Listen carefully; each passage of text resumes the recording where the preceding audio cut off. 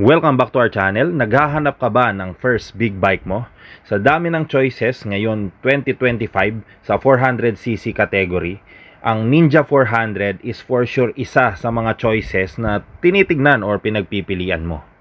Pag-usapan natin kung mas sulit ba itong Ninja 400 compared sa mga kasabayan niya ngayon 2025 sa category ng 400cc class like ng CF Moto 450 SR, merong Triumph Speed 400, merong Honda CB 500X. So napakadaming choices ng beginner na big bike ngayon sa market.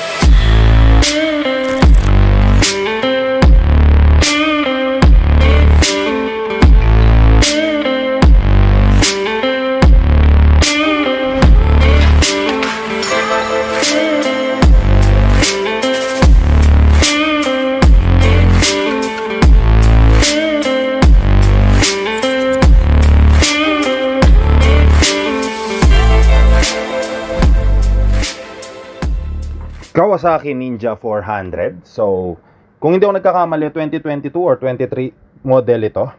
Meron tong 48 horsepower at 10,000 RPM, 14 liters ng tank, and 168 kilograms.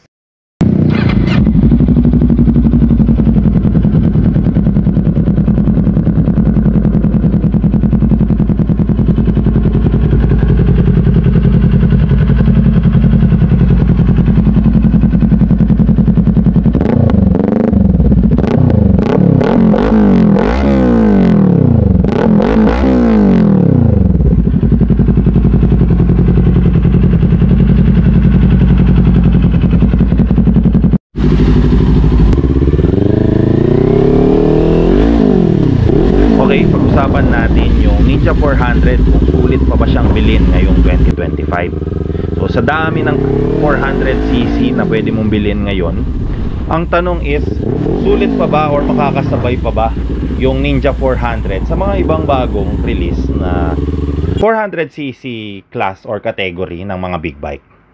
Okay, unang-una sa looks. So nagulat din ako kasi dati nung nangangarap pa lang ako na mag big bike or mag motor ulit is isa si Ninja 400 kasi pag magsi-search ka, number 1 to top talaga siya. Top 1 ng mga beginner sports bike.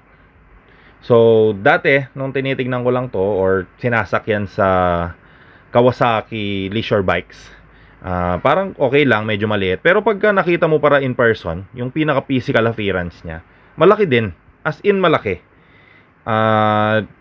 Compared sa mga naked bike, ganyan, napaka-bulky niya, so napakalaki. Pero napakagaan nito, 168 kilograms lang siya. Napakadali rin niyang maneuver kahit from stop. And talking about physical appearance, ang Kawasaki na mga motor, si Ninja, si Z650 or si Z400, 500 na ngayon, or Ninja 500, mababa yung mga seat height nila. Nasa 785mm or 39 inches lang. So sa mga average Filipino, for example, nasa mga 5'4 ka lang, 5'5, abot na abot mo to. Hindi mo kailangan maging 5'11, 6-footer para mag big bike. So talagang napakalaking comfort ng abot mo kasi yung big bike, especially if beginner ka. Pangalawa is pag-usapan natin yung riding comfort. Kasi kung katulad kita, mahilig ka sa sports bike pero gusto mong mamasyal, meron kang OBR na magbaback ride paminsan-minsan, napakalaking consideration ng Kawasaki Ninja 400, 650 man yan, or yung Ninja 500 na bago ngayon, or yung Z500. So itong Ninja 400 kasi, siyempre mas abot kaya. Of course, sa price, mas abot kaya to ng karamihan sa atin. Ngayon, sa riding comfort niya, or yung pinag-usapan natin na number 2 is, ewan ko, gustong-gusto ko tong riding comfort ng Ninja 400 compared do sa 650. Mas nakapag-tuck in ako ng riding position. Mas gusto ko yung handling niya. Yan, number 3 yung handling niya. Siguro dahil mas mababa yung power nito. Kasi kung karamihan ng gagamitin mo yung big bike, yes, gusto mo mag-expressway. Kasi may mga pupuntahan ka na kailangan mo mag-expressway. And mas makakatipid ka sa oras. Of course,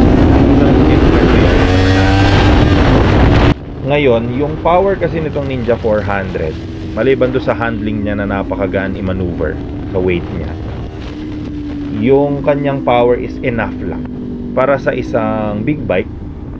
Tatakbo ka ng 100, at most 110, 120 kung nag-overtake ka. Parallel twin, so yung tunog niya nandun na, maganda-ganda na yung tunog. Nakakasabay na siya sa lahat, dun sa at least dun sa class niya, kahit isabay mo pa siya dun sa mga 450, 500cc na beginner sports bike, naked bike, adventure bike, cruiser ng mga ibang market ngayon na brand new. Itong pagbili or kung balak mong bumili ng 2022 or 2023 na second hand na Ninja 400, para sa akin sulit siya kasi yung power niya enough lang, napaka playful. I mean, kung gusto mong mag-enjoy, kung hindi ka kasi totally beginner, at least nakapag big bike ka na talaga, tapos bumabalik ka lang katulad ko, kung ako bibiling ko tong Ninja 400 kasi nandun yung torque pag kailangan mo mag-overtake, nandun yung speed pagka talagang totaling walang-wala ng sasakyan and kailangan mo lang humataw ng konti para mapabilis ka doon sa pupuntahan mo in a safe manner, of course. Actually, wala akong masabing na mali dito sa Ninja 400. Ngayon din lang ako nag big bike na or nagmotor na wala akong hindi nagustuhan. I mean, totally napakaganda ng motor. Wala, para sa akin wala siyang cons. Of course, second hand, kailangan mo pa rin magpa-basic maintenance kahit 2023 pa yan or 2024 yung binili mo.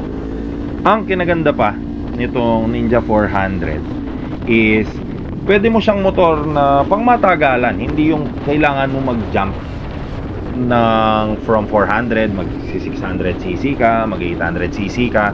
Hindi mo kailangan mag-jump ng ganun kasi parallel twin na siya. Yung power niya, kahit sabihin mong 48 horsepower lang yun, napaka-enough na nun dito sa Philippines. Tapos yung feel niya while riding, katulad ngayon na ginagamit ko, is comfort lang. Yes, medyo sasakit yung wrist mo pagka matagal mo nang nira-ride to. Pero kasi kung nagmo-motor ka na talaga, alam mo naman ng paraanan yon. Pwedeng i-hold mo lang yung tank sa legs mo. Hindi na masyadong mapapagod yung wrist mo. Pero makukuha mo kasi yung looks na hinahanap mo. Yung pagbaba mo ng parking lot or paglabas mo ng bahay, makikita mo yung sports bike mo. Iba sa pakiramdam yon. Alam ng mga nagmo-motor yan. Plus, yung comfort na makakalayo ka kahit 100, 200 kilometers na ride. And lastly, ang pinaka major advantage sa akin nitong Ninja 400 is hindi siya ganun kadaming electronics. Napakadaming naka Ninja 400. So ang daming aftermarket parts, katulad nito naka aftermarket exhaust, makakabili ka ng mga accessory na gusto mo, napakaraming mekanikong makakagawa, hindi mo kailangan ng specialist. So napaka cost effective niya. Gusto ko nga palang magpasalamat sa kaibigan natin, Bap Peter, thank you so much.